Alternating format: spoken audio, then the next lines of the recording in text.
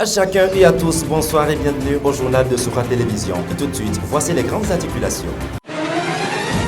Présentation du prince Vilaro aux populations de Savalou. La cérémonie a eu lieu le dimanche dernier en présence de plusieurs dignitaires et acteurs politiques. Les détails dans cette édition. Les femmes Amazones Tchigan du département des collines ont fait leur sortie officielle le dimanche dernier à Banté avec pour message fort la paix en période électorale.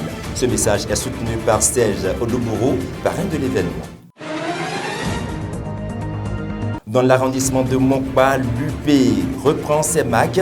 À l'occasion de la fête des mères, les femmes UP ont réaffirmé leur engagement en vue de maintenir l'état de santé politique de leur parti. Voilà pour le sommaire de cette édition. Les détails, c'est ici et maintenant.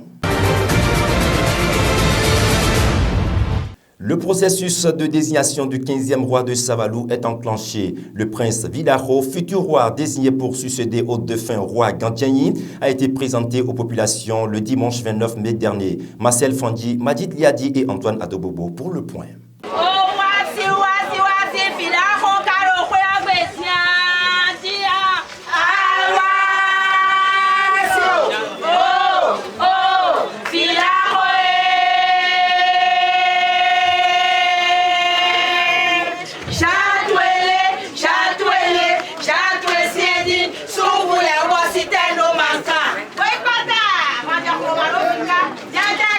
Le prince Vilaro, futur roi de Savalou, a été présenté aux populations savaloises ce samedi 28 mai 2022.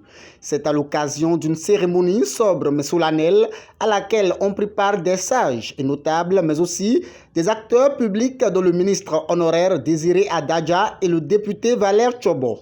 C'est le bout du tunnel. Une invitation officielle m'a été adressée et en tant qu'élu, je n'ai pas d'autre raison que d'être présent. Surtout que j'ai entendu les figures de proue, certaines personnalités, personnes ressources de la commune faire le témoignage que c'est fini, que les guerres sont finies. Il n'y a pas de raison pour que l'élu que je ne sois pas présent. C'est ça qui marque ma présence aujourd'hui.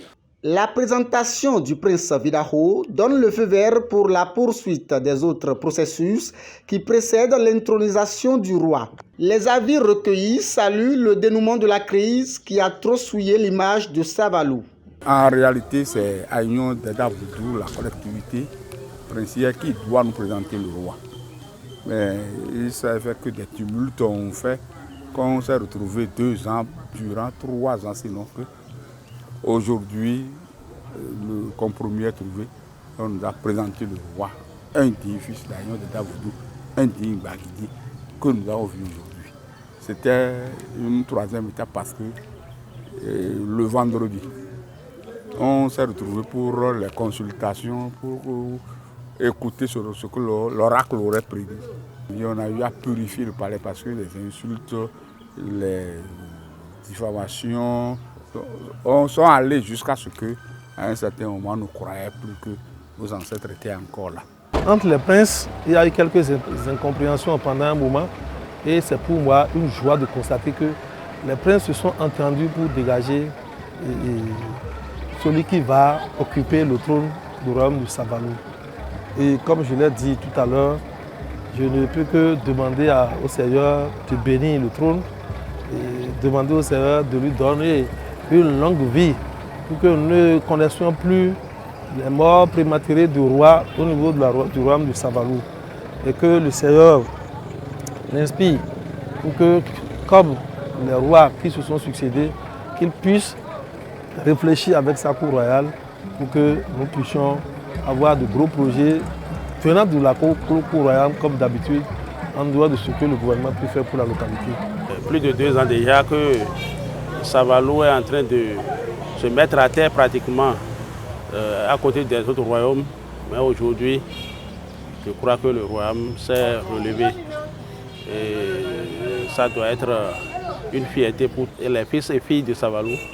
Donc, particulièrement moi, ma qualité de prêtre de Fa, nous savons que ça doit durer ainsi. Parce qu'au départ, la consultation que nous avions faite avait déjà prédit qu'il y aura de tapage par ici, des injures et tout. Et quand on finit, que ce serait plus facile que ce qu'on ne croyait pas. On avait fait le signe Losongolin et on avait dit ça. Seulement qu'on avait souhaité qu'après les rituels de Fa, après les libations, que ce sera plus court que ça. Mais ça a duré. Mais l'œuvre de Dieu est toujours la meilleure. Ce prince présenté à la population est non seulement un acteur de développement, mais aussi un grand adepte des valeurs endogènes. L'Union progressiste refaire surface dans l'arrondissement de Mokba. Les leaders de ce parti n'entendent pas se limiter à leurs adversaires politiques. Ils dénoncent les manèges politiques dont ils sont victimes et annoncent de rester désormais en permanence sur l'espace politique. L'intention, c'est d'occuper désormais le terrain. C'est un nouveau jour qui se lève pour l'Union progressiste dans l'arrondissement de Mokba. Sous la houlette de Constant Yao Dassoji, ce parti renaît de ses cendres. Le contrôle de cet arrondissement, attribué à tort ou à raison à une autre chapelle politique, mérite d'être rectifié selon Constant Dassoji. L'Union progressiste, c'est le parti le plus grand parti du Bénin et depuis toujours, ça semblait sommeiller, ça semblait dormir à Mokba parce que le maire est béais, le maire de Savalu est béais, le député est béais, originaires tous de Mokba. Ils ont semblé ternir l'image. Nous avons dit non parce que les gens commençaient pas à traiter, n'est-ce pas, Mokba d'une zone rouge, une zone qui ne peut plus connaître l'Union progressiste. Nous avons dit non. Nous voulons mettre fin. Donc, nous avons organisé ceci pour lancer un appel solennel, n'est-ce pas, pour dire désormais non, que l'Union progressiste existe et existera toujours à Mokba. Il dénonce par ailleurs l'acharnement politique dont l'UP et ses militants sont victimes. Il cite en exemple les coups politiques qu'il a encaissés dans le cadre de l'organisation de la célébration de la fête des mères. Il a fallu la croix, la bannière, il a fallu une intervention de tout le monde avant que cette organisation ne puisse tenir.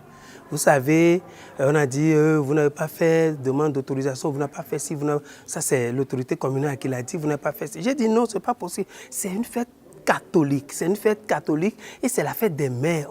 Pourquoi ça nécessite? On ne veut pas l'organiser en lieu public et c'est les femmes qui nous ont sollicité. Juste accompagnez-nous, nous existons. Et pourquoi ne pas organiser de fête? Ça c'est notre fête. Organisez-la, accompagnez-nous. Et ce que nous avons juste fait. Il a fallu toutes les interventions possibles. Le commissaire a dit non, le maire, ainsi de suite. Mais finalement, nous avons pu l'organiser. Mais j'ai compris que tout ça, ce refus cache, n'est-ce pas, l'importance que revêt la fête. Mais les leaders de l'Union progressiste n'entendent pas lâcher prise. Ils s'engagent à reprendre le contrôle de cet arrondissement. Les prochaines législatives constituent le baromètre de ce challenge. Le parti UP, je crois qu'il commence pas à s'enraciner.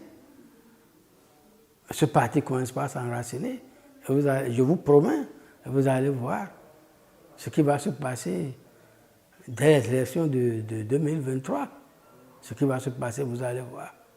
De toute façon, je ne suis pas Dieu. Je crois que dès que je vais mettre les expériences à profit, vous allez voir ce que l'UP va donner. Je vous donne rendez-vous pour les élections de 2023 et nous allons voir si vraiment le bloc républicain pourra encore battre l'Union progressiste. Dans le rang des femmes, ici présentes, l'engagement à militer pour la bonne santé du parti n'a pas cédé d'une semelle. Le coordonnateur communal Dominique Soulin-Kaké a exhorté à l'occasion les femmes à maintenir cet engagement pour l'intérêt du parti. Dans les tout prochains jours, des actions concertées avec la coordination communale seront menées dans cet arrondissement, a fait savoir le coordonnateur communal. Carnet noir, la mairie de Savalu est en deuil. Tenani Bertrand alias Pekpeyi s'en est allé. Il a succombé des suites d'un accident de circulation le dimanche 29 mai dernier. Agent de la mairie de Savalu, il a laissé derrière lui une femme et 4 enfants. L'enterrement aura lieu le vendredi 3 juin 2022. En prélude à cette inhumation, le maire de la commune de Savalu, Delidi Wendo, exprime ici sa douleur. On a été informé que c'est par accident. Accident qui, juste là, on ne saurait dire la manière dont ça s'est passé pour que Bertrand puisse quitter la voie seul pour aller se faire taper la tête contre les caniveaux.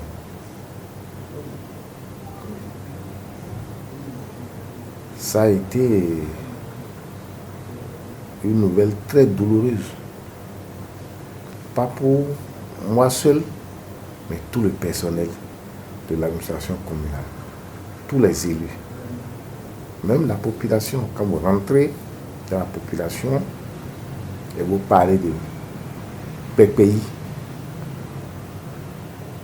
on vous dira qui il est. Bertrand a été promu par moi et je ne m'attendais même pas au résultat que j'ai eu de lui à ce poste. Ce n'est pas que je suis en train de lui jeter les fleurs après sa disparition.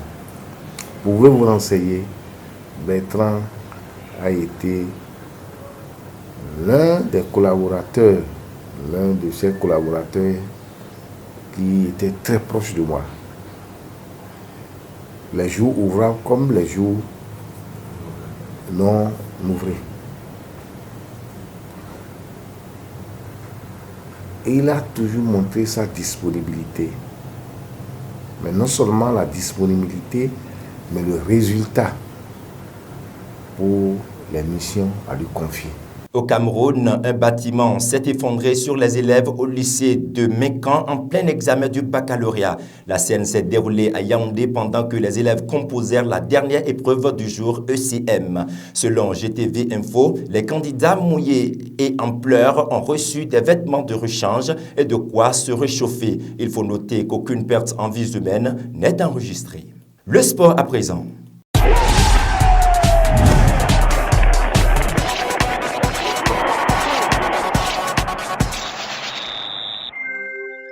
En sport, le Bénin se prépare pour affronter le Sénégal dans un match comptant sur la première journée des éliminatoires de la prochaine Coupe d'Afrique des Nations. Après la dernière séance d'entraînement au stade général Mathieu Kérékou, Moussa Latoundji et ses poulains vont fouler le territoire sénégalais en ce jour. Rappelons que le match aura lieu le samedi prochain à 19h GMT. La nouvelle vient de tomber dans la matinée de ce mercredi. Après 2 ans de sécheresse, l'ancien capitaine des Écureuils de Bénin, Stéphane Sessayon, retrouve à nouveau les pelouses. L'ancien joueur parisien vient de paraffer un contrat et évoluera désormais en Super League chypriote. Stéphane Sessayon rejoint donc ses coéquipiers Tidjani Anan, Michael Poté et Khaled Adenon. Bonne suite de carrière donc à l'Écureuil. Et c'est sur ces notes que prend fin cette édition. Merci de l'avoir suivi. C'était Sera Télévision.